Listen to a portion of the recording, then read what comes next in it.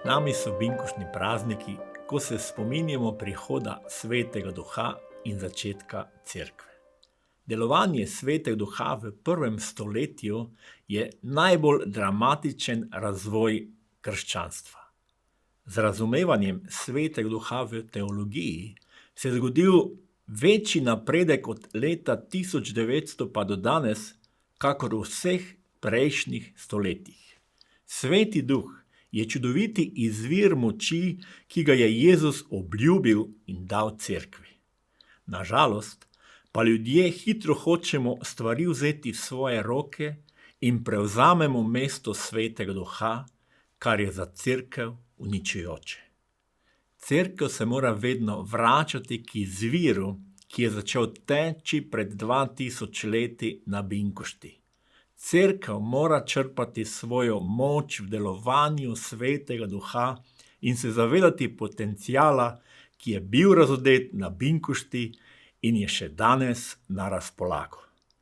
Prevečkrat je bila realnost Svetega Duha izgubljena pred oči cerkve.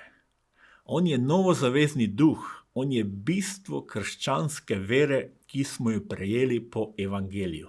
Brez njega ni krščanstva.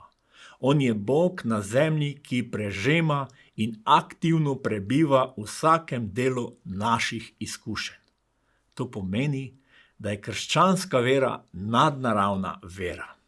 Vera, evangelij, ki nima nadnaravnega delovanja Svetega Duha, pa je samo prazna lupina. Postane sekularizirana, cerkev se zaplete v politiko, spletke, zmotne nauke in velikokrat medsebojno uničevalne spore.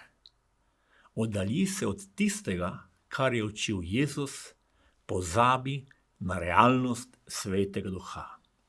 V našem okolju je skrajni čas, da cerkev da mesto Svetemu Duhu. Ko gledamo okrog sebe, ljudje bolj verujejo vraževerju, tradiciji, ki velikokrat prevzame mesto Svetega Duha. Jezus je dal obljubo. Tolažnik pa Sveti Duh, ki ga bo Oče poslal v mojem imenu, on vas bo učil vsega in spomnil vsega, kar sem vam povedal. Molimo, Sveti Duh, prosim te, uči, spomni me, da bom razumel, zakaj si prišel.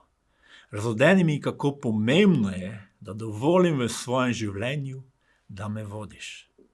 Preučujmo apostolska dela in spoznavajmo, kako je deloval Bog po Svetem Duhu na zemlji, v prvi cerkvi in kako želi delovati danes.